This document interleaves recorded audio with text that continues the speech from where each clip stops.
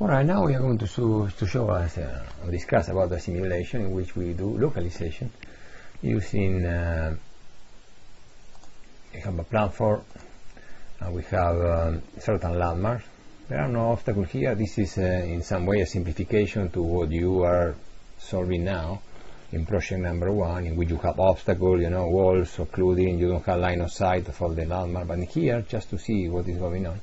So we put here, I put some landmarks and there is perfect line of sight. More exactly, this is not line of sight because we are assuming that we have a sonar and the sonar is in condition to measure just the distance to certain landmarks. And those are the measurements. Those are the measurements of the output of the system. Is the distance between the platform, certain position of the sensor itself, and respect to certain landmarks. And each of these measurements is function of the state of the system. In this case, we are just estimating x, y, and phi. So something interesting to discuss here is that we are measuring functions in this case which are function of x and y, the position in 2D, but they are no function directly of the heading. But still, because we have a process model here, we are estimating all of them, which we are going to visualize. So when I show here these lines in green, that is the moment when we have a observation.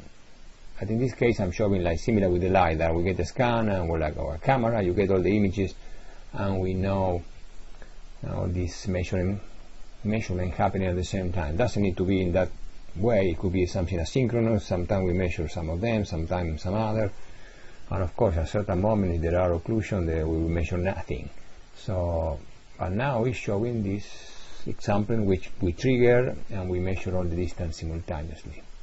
And here I'm showing the current position, which is the blue one, our estimation, which is the expected value. This is the expected value of the marginal PDF, because the PDF actually here is the full PDF. The joint PDF has is describing a three-dimensional state vector. But what I'm visualizing here is just the marginal PDF talking about x and y. Good. And this is showing me our expected value. This is the first, equivalent to the first standard deviation, and here is equivalent to the 3 standard deviation in one dimension, but here we are talking about the covariant metric. So there is a lot of probability that the actual position is here. So this is why we have here that the actual position in 2D, which usually we don't know, it's very close here to the expected value, and in this case it is inside of this one standard deviation. Alright, and I'm showing also the orientation. So I'm showing 3 vectors here. The blue one is the actual one. Yes. And the red one is our estimate. That is the the expected value of the marginal PDF talking about just the heading.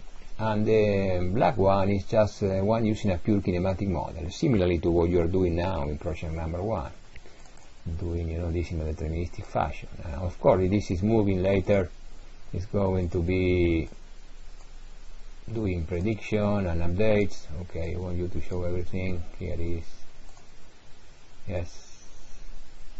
So this is what we have at the moment. It's very confident because we have many measurements, many. But if I reduce the sample rate of the sonar, now we are going to have more and frequently the update. And we could see the effect. This is interesting to see. During a certain period of time we are doing prediction, because this is sampling a certain, so probably 5 milliseconds, and then you apply the kinematic model in this case. And then you keep applying kinematic model, because even if you don't have update, because you don't have measurement of the output of the system, you keep predicting this. But of course it's going to grow your distrust.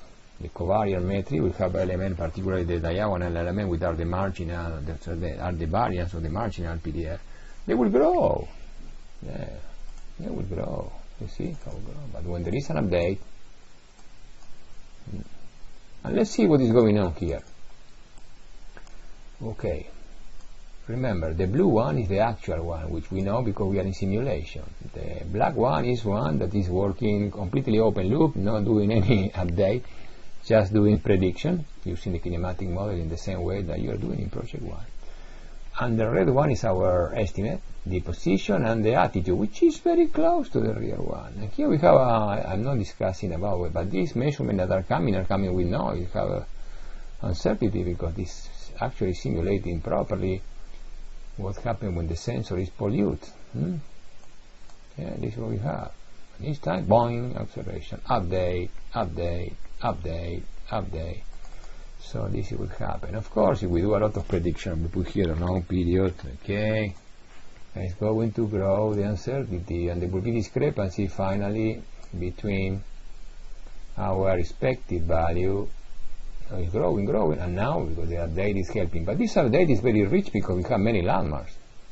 We see later when we have 1, 2, which by themselves wouldn't be in condition to solve the triangulation because we are having just 2 equations here. Each of them is a distance, a range distance. So we have here, suppose later, 2 landmarks, it will be 2 equations, so that wouldn't be enough for solving the unknown, which are 3.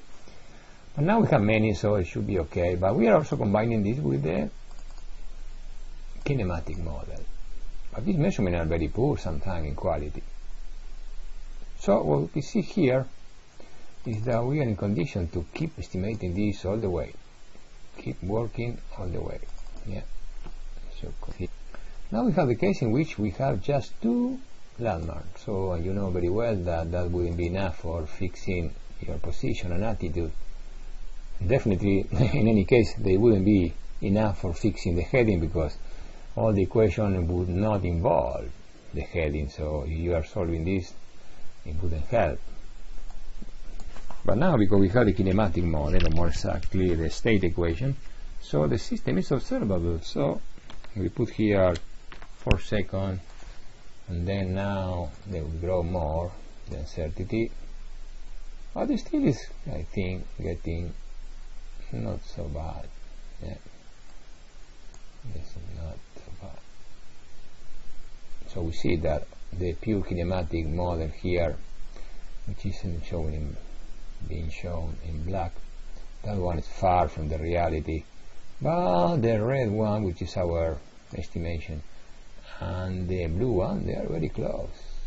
Now I'm very poor because I'm doing an update every 4 seconds. A poor machine, you know, trying to localize during 4 seconds, just doing prediction. If we keep this smaller, suppose we have a typical sensor, suppose we have a LiDAR, but just for measuring distance, and that will be coming at least 10 Hertz. So we put here 10 Hertz, 0.1, and then it's almost continuous. I'm not showing that that thing is appearing, disappearing, the blue one, the green one, because it's happening so frequently. So we put here 0.5.